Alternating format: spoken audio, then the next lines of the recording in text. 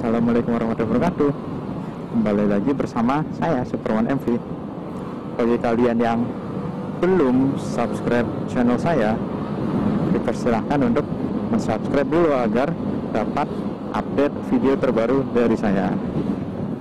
Sesuai dengan bentar, wait.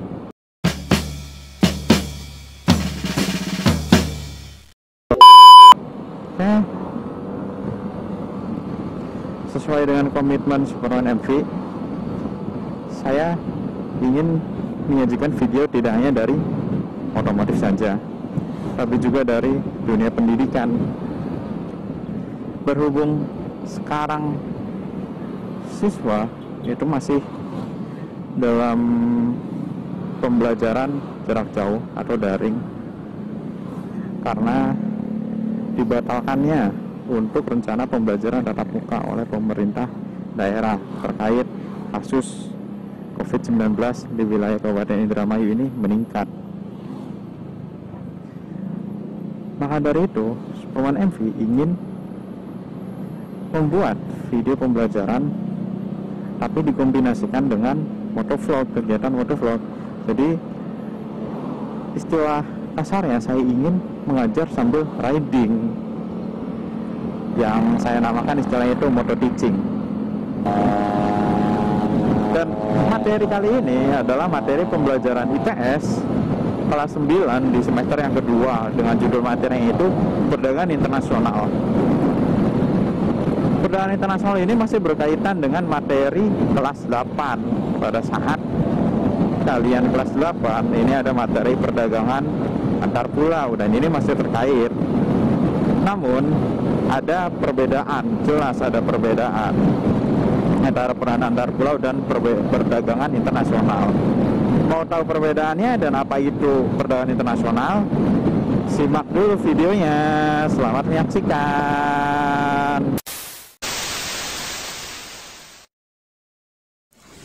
Oke, saya akan menjelaskan tentang materi perdagangan internasional.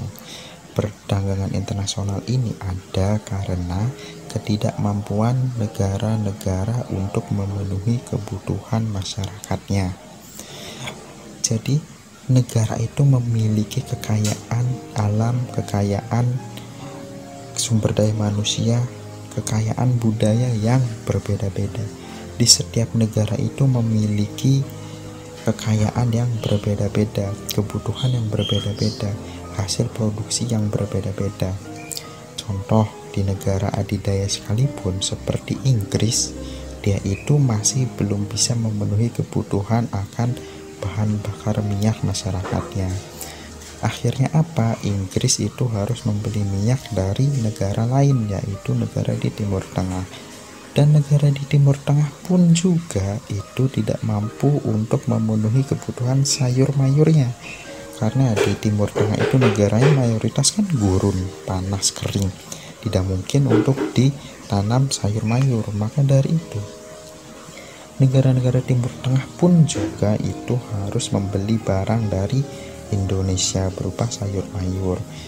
Jadi perdagangan internasional itu muncul akibat dari ketidakmampuan suatu negara dalam memenuhi kebutuhan masyarakatnya.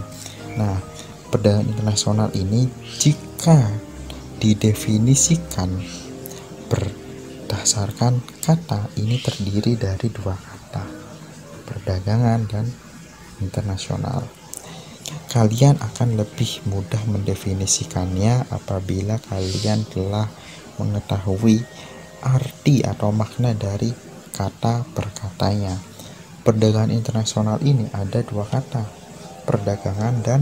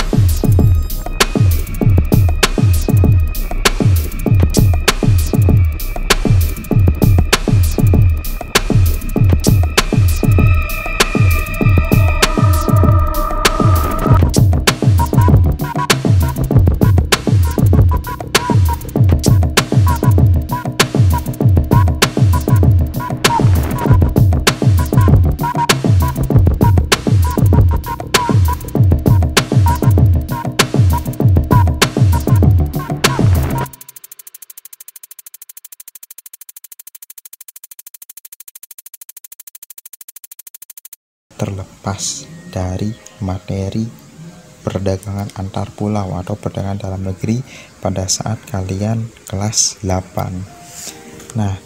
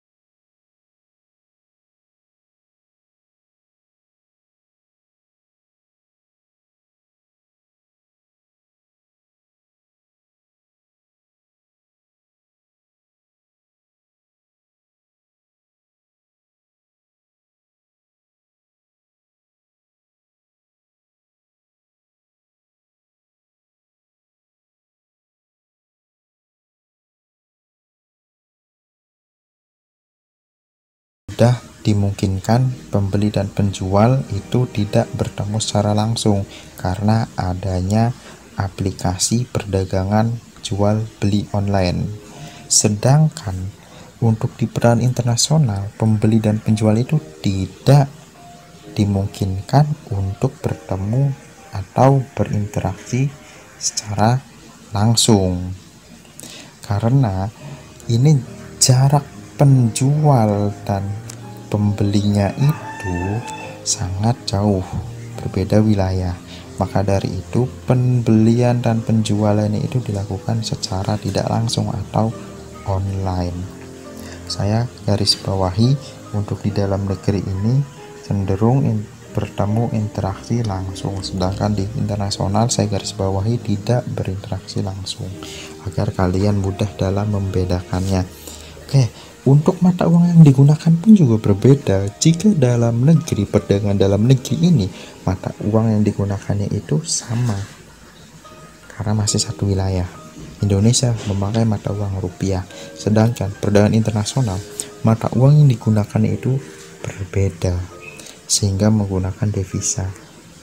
Apa sih devisa? Devisa di sini suatu alat tukar yang digunakan oleh suatu negara untuk melakukan perdagangan internasional. Berupa apa? Bisa berupa valuta asing atau emas. Nah, kemudian perbedaan yang lain itu jika perdagangan dalam negeri ini tidak dikenakan bea masuk, hanya retribusi saja. Jika perdagangan internasional dikenakan pajak atau bea masuk. Kemudian untuk biaya angkutnya, jika perdagangan dalam negeri jelas akan lebih murah dibanding perdagangan internasional karena menyangkut jarak. Oke, kemudian untuk kualitas barangnya, kalau perdagangan dalam negeri kualitas barang itu bervariasi karena tidak memiliki standar yang ketat. Sedangkan dalam perdagangan internasional kualitas barangnya harus mengikuti standar internasional.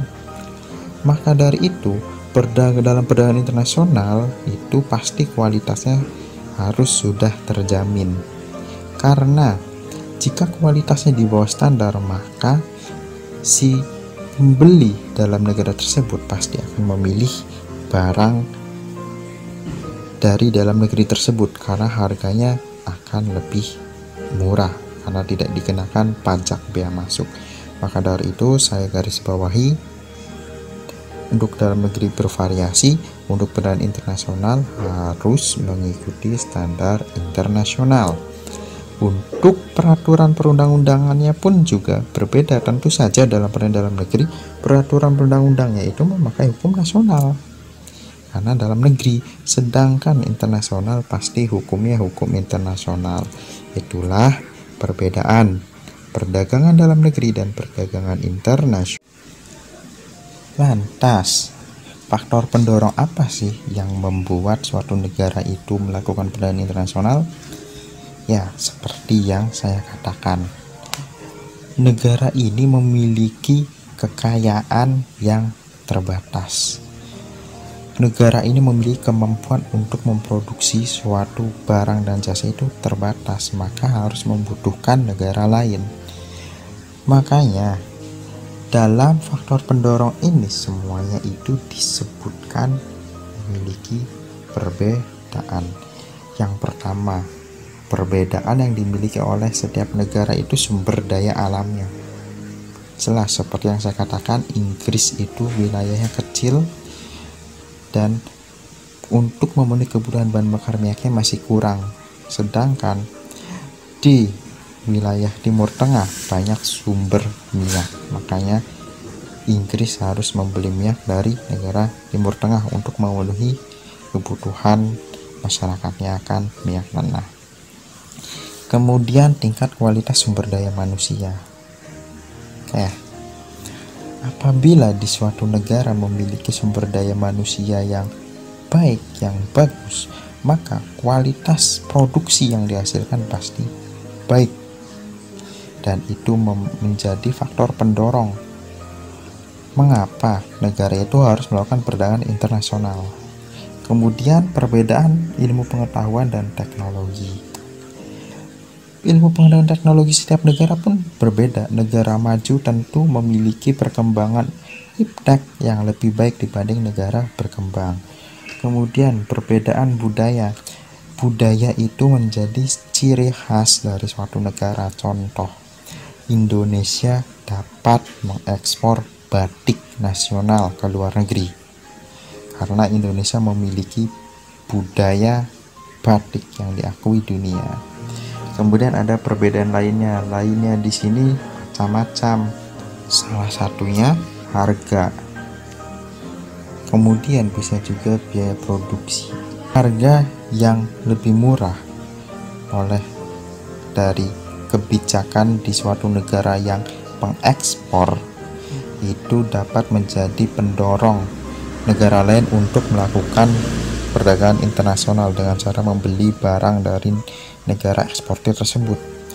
Biaya produksi pun sama. Apabila Indonesia dapat membuat mobil misalkan, biaya produksinya akan jauh lebih mahal dibanding membeli mobil dari luar, itu contohnya. Maka dari itu dapat mendorong negara untuk melakukan perdagangan internasional. Perdagangan internasional pun juga memiliki manfaat. Manfaatnya itu sebenarnya ada banyak sekali manfaat dan saya rangkum saja menjadi 9. Yang pertama itu setiap negara dapat memenuhi kebutuhan akan barang dan jasa. Saya garis bawahi ini, memenuhi kebutuhan. Kemudian yang kedua, setiap negara dapat menciptakan spesialisasi produk, yaitu membuat produk barang produksi yang khusus yang memiliki ciri khas yang tidak dapat dihasilkan oleh negara lain. Contohnya seperti Indonesia, batik. Kemudian yang ketiga, penduduk dari negara yang melakukan perdagangan akan mendapatkan barang dengan mudah dan harga murah. Akan saya garis bawahi dalam kata mudah dan harga murah. Lanjut, yang nomor 4, mendorong kegiatan produksi. Setiap negara berusaha memperluas pemasaran barang hasil produksi. Apabila pemasaran semakin luas, maka produksi dapat ditingkatkan sehingga permintaan terpenuhi. Akan saya garis bawahi dalam kata memperluas pemasaran barang hasil produksi. Dengan adanya pasar internasional itu membuat suatu perusahaan memiliki pasar yang lebih luas, tidak sebatas di satu negara saja tapi di seluruh dunia. Yang kelima, setiap negara dapat meningkatkan hubungan persahabatan. Akan saya garis bawahi di hubungan persahabatan. Dengan adanya kerjasama perdagangan internasional akan membuat hubungan persahabatan antar negara semakin erat. Kemudian yang keenam, kegiatan produksi dapat meningkatkan sehingga perusahaan bertambah maju dan membuka kesempatan kerja. Saya garis bawahi membuka kesempatan kerja. Dengan pasar yang lebih luas, permintaan yang semakin banyak, maka perusahaan tersebut harus meningkatkan jumlah produksinya. Produksi itu dilakukan oleh pekerja, maka jumlah produksi meningkat harus diimbangi dengan jumlah pekerja yang meningkat pula, yang bertambah pula. Maka dari itu perusahaan mau nggak mau harus membuka lapangan kerja atau kesempatan kerja. Yang ketujuh, pendapatan negara meningkat melalui perolehan devisa. Akan saya garis bawahi, pendapatan negara meningkat dan devisa hasil ekspor. Alat tukar yang digunakan dalam perdagangan internasional itu devisa. Jika suatu negara meningkatkan jumlah ekspornya, maka devisanya itu, yang uang dari hasil ekspornya, akan meningkat. Yang kedelapan, mendorong kemajuan ilmu pengetahuan dan teknologi. Karena masing-masing negara ingin meningkatkan kualitas dan kuantitas, akan saya garis bawahi untuk kemajuan ilmu pengetahuan teknologinya. Kesembilan, mendorong pertumbuhan ekonomi dan menyerap banyak tenaga kerja, akan saya garis bawahi pertumbuhan ekonomi. Dengan adanya perdagangan internasional, menambah permintaan akan barang dan jasa di suatu perusahaan, dan perusahaan itu akan membuka lapangan kerja, maka dapat mengurangi pengangguran. Dengan mengurangi pengangguran, artinya secara nggak langsung itu kita meningkatkan pertumbuhan ekonomi. Itulah manfaat dari adanya perdagangan internasional. Selain manfaat, perdagangan internasional pun juga memiliki hambatan atau saya sebut tantangan. Yang pertama, perdagangan internasional akan terhambat apabila harga barang lebih murah dari hasil produksi dalam negeri. Akan saya garis bawahi di sini, barang lebih murah dari hasil produksi dalam negeri. Akibatnya apa? Apabila barang luar itu harganya lebih murah, maka masyarakat akan membeli barang dari luar negeri. Otomatis perusahaan yang ada di negara tersebut akan mengalami kerugian karena barang nggak laku. Ujung-ujungnya akan bangkrut. Kemudian biaya masuk yang tinggi. Biaya masuk yang tinggi ini terjadi apabila kita melakukan ekspor barang keluar. Misalkan kita mengekspor ke negara Singapura, dan di Singapura menentukan tarif biaya masuknya itu tinggi. Alhasil barang yang kita jual di sana mendapat harga yang mahal sehingga tidak dapat bersaing dengan barang buatan Singapura sendiri. Itu contohnya. Kemudian yang ketiga, adanya kebijakan yang menghambat perdagangan internasional. Saya garis bawahi kebijakan. Kemudian pertentangan politik sudah jelas, dan peperangan. Itu hambatan perdagangan internasional.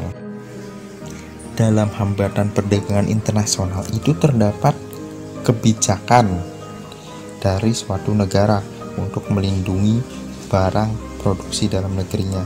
Kebijakan apa sajakah itu? Yang pertama ada proteksi. Proteksi di sini adalah suatu negara tersebut tidak menerima sama sekali barang dari luar negeri. Kemudian yang kedua ada kebijakan kuota. Jika proteksi ini sama sekali tidak menerima, jika kuota masih menerima tapi dibatasi. Di sini saya sebutkan pembatasan. Kemudian kebijakan selanjutnya adalah kebijakan tarif. Tarif di sini adalah tarif biaya masuk, di mana apabila barang dalam negeri ini harganya lebih mahal daripada barang dari luar negeri, maka pemerintah harus menerapkan kebijakan tarif agar masyarakat tetap memilih barang dalam negeri dulu sebelum membeli barang dari luar. Kemudian kebijakan terakhir di sini adalah kebijakan dumping. Kebijakan dumping di sini kebijakan yang dilakukan oleh negara penjual atau eksportir.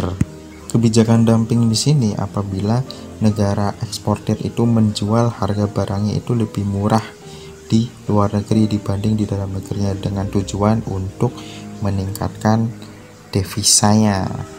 Nah, itulah materi dari perdagangan internasional. Apabila kalian masih bingung, masih belum paham, silakan kalian bertanya. Terima kasih. Assalamualaikum warahmatullahi wabarakatuh. Nah, sudah jelas kan bahwa perdagangan internasional itu berbeda dengan perdagangan antar pulau. Ya, dari namanya juga berbeda. Kalau antar pulau itu masih satu wilayah, sedangkan internasional itu bukan satu wilayah. Jika perdagangan antar pulau itu masih lingkupnya dalam negeri, masih lingkupnya nasional, sedangkan perdagangan internasional itu lingkupnya ya di seluruh dunia, atau dari namanya juga internasional atau antar negara. Dan pastinya kalian sudah tahu dong, sudah bisa menyimpulkan dong apa itu perdagangan internasional. Bagi kalian yang telah menyimak video pembelajaran dari saya tentang perdagangan internasional, jangan lupa untuk komen ya. Jelaskan apa itu perdagangan internasional menurut kalian. Apa yang kalian dapat dari video pembelajaran yang kalian telah saksikan tadi, karena di situ ya menurut saya sudah cukup jelas ya. Jika ada pertanyaan boleh juga tulis di kolom komentar, dan jika kalian suka dengan video saya silakan kalian like, share, komen, dan jangan lupa subscribe channel saya agar dapat update video terbaru dari saya. Oke, Superman MV pamit. Terima kasih. Jika ada kesalahan, Superman MV mohon maaf sebesar-besarnya. Stay safety riding and enjoy the ride. Bye bye. Peace.